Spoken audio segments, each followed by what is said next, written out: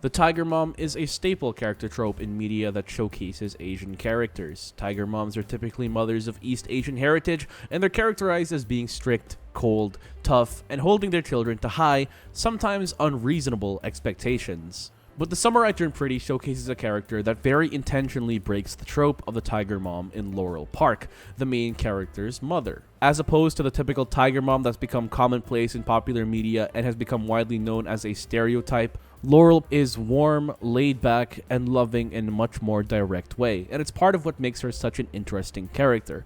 And to dive deeper into how Laurel deconstructs this trope, I'm gonna need to talk about spoilers, so please be informed that I will be making references to the following. Now, first, we have to answer what exactly a tiger mom is. Well, the term tiger mom was first coined by a Yale law professor, Amy Chua, in her memoir, The Battle Hymn of the Tiger Mother, a highly controversial book where she described how she raised her children using a strict, no-nonsense, high-pressure parenting style. In her book, Chua wrote about how she raised her daughters the Chinese way. She gave them no tolerance for failure, and her standard for failure would be anything less than the highest mark possible. She also never allowed her daughters to have playdates, attend sleepovers, and even watch television. Instead, their free time and extracurriculars were heavily controlled. They were forced to practice piano or violin, sometimes for up to 6 hours a day. While her daughters did both become highly accomplished adults, both graduating from Harvard University and then Yale Law and Harvard Law respectively, the book and her parenting style both drew many criticism. In the book, Chua heavily references Chinese culture as justification for how she would treat her children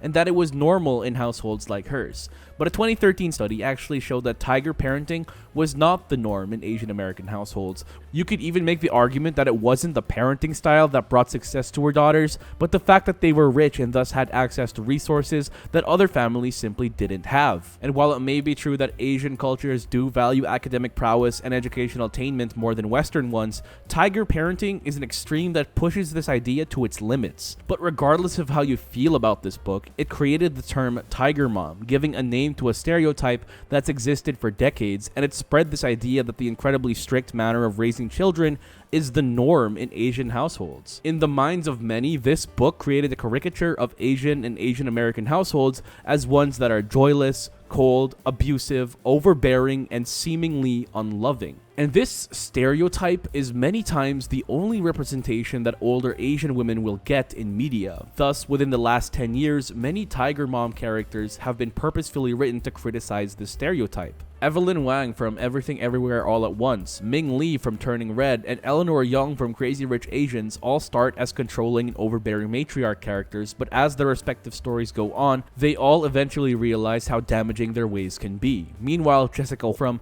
Fresh Off the Boat exists as a self-aware stereotype and satirizes the trope to be laughed at. But Laurel Park from The Summer I Turned Pretty challenges the trope in a different way. She's not written to call attention to the existence of the tiger mom, but illustrates the joys of parenting when you break from that convention, because Laurel is the furthest thing from that stereotype. And we see this through her relationship with her daughter. You see, typically tiger moms will be characterized as appearing perfect and put together. These characters tend to heavily value how they're perceived by others, thus they try to appear dignified whenever possible, especially when interacting with people that they've never met. Tiger moms fear being judged as lesser, so they show no weakness, no vulnerability, and as a result, no relatability. And this same fear of judgment often passes on to their children. We see this in Turning Red when May transforms for the first time.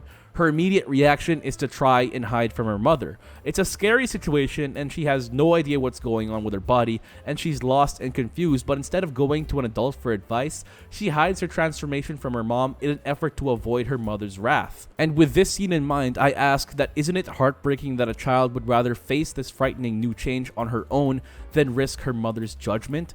It's because of this fear that May and Ming aren't able to truly connect, and only when this fear subsides do we see them truly bond. Meanwhile, Laurel provides Belly with comfort and warmth right from the get-go. Throughout the series, we see Belly in different stages in her life where she's lost and afraid. For example, when child Belly first gets her own room in the cousin's house and stops sharing with the boys. On her first night alone, she's afraid and can't even sleep because she's not used to being by herself. But who comes to the rescue? It's Laurel. Laurel stays with Belly and her daughter finds comfort in her mother's warm embrace, and they keep this dynamic, even as Belly grows older. No matter what happens, Belly can always rely on Laurel to be her emotional rock. The Fishers are about to lose their summer house? Call Laurel. Get your entire wedding called off? Lemon Jelly Belly. Stuck in Paris? The first person she contacts is her mother. These were all tough situations where Belly was in trouble due to factors outside of her control. It's not her making a mistake and needing mommy to bail her out. These are situations where any young person would feel lost.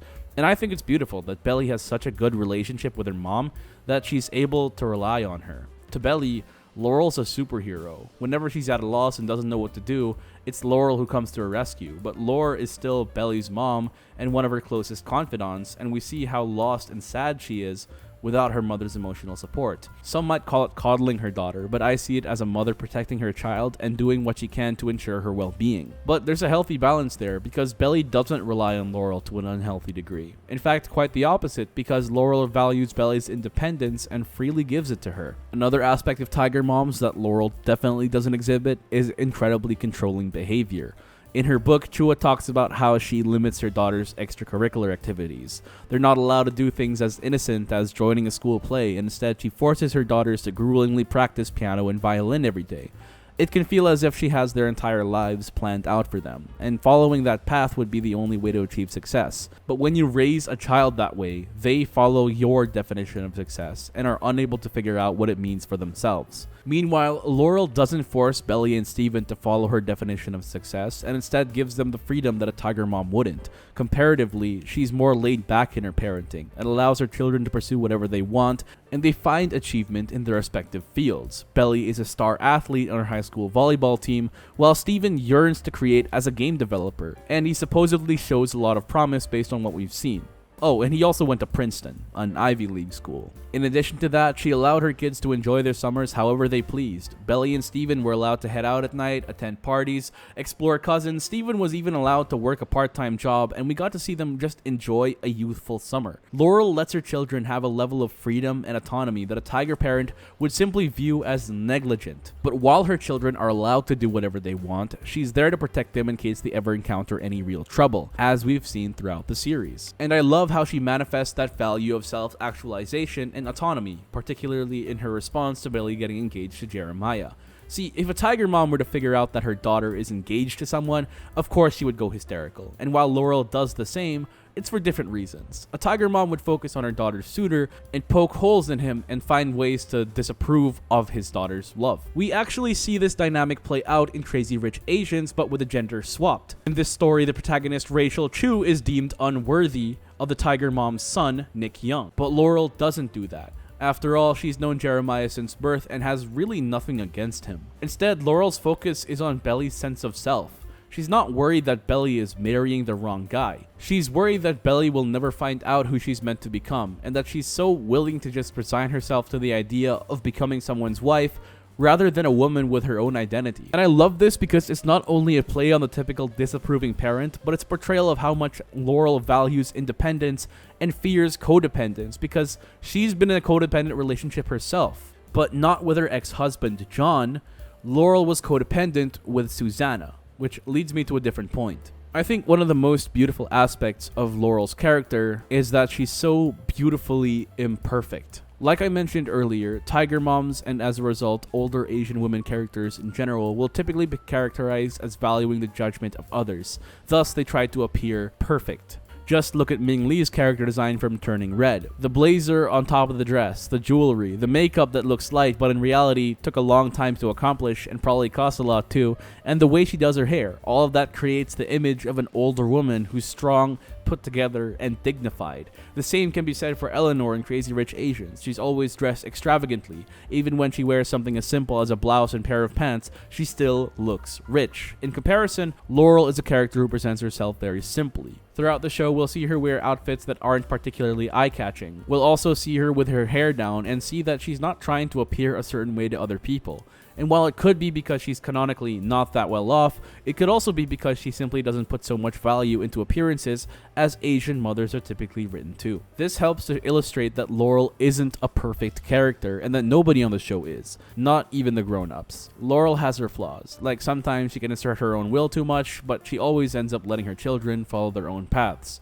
Her real flaw, though, is that she has a codependent relationship with her best friend Susannah. Initially, her relationship with Beck looks like that of two lifelong friends, but even their relationship is flawed because Laurel loves her so much. We think that they're kindred spirits, but we see that Laurel places a bit too much value on a relationship with Susannah, and the same goes vice versa. See, while Laurel and Susannah serve as each other's outlets, they also become each other's only outlets. Laurel talks to Susannah about her career problems as a struggling author, meanwhile Susannah tells Laurel, and only Laurel, about her coming death, leaving some of that emotional burden on her instead of her family. When it's revealed that Susannah is dying, Laurel spends a lot more time in Boston away from her family. Yeah, she raised her children to be independent, but in trying to care for Susannah, she ended up neglecting her own kids, who were also grieving at the time and likely didn't even understand how to process grief. And when Susannah died, we saw that Laurel barely functioned as a person. She didn't eat, she didn't get out much, and she even wrote a book about her passing. And perhaps most damagingly,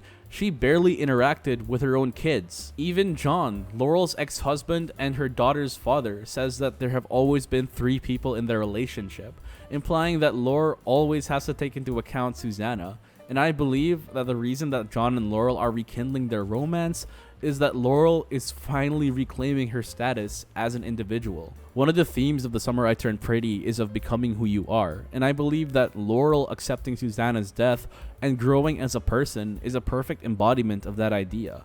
Laurel accepts that she's no longer just Susannah's best friend and that she can be more and better. But knowing who you are and living in accordance with it doesn't necessarily mean shutting people out. In fact, to know who you are means to know who you'll be happy with, because ultimately, you're in charge of who you choose to spend the rest of your life with. And that's why it's important to know your values and to understand what you want out of your life before settling down and choosing a life partner. By allowing Belly and Steven to explore, experiment, and fail throughout their lives, they've grown into better versions of themselves, and in doing so, eventually find partners who they know will make them happy. Laurel doesn't force Steven to go to Princeton, nor does she force Belly to become a star volleyball player. She doesn't enforce her will and definition of success onto her children.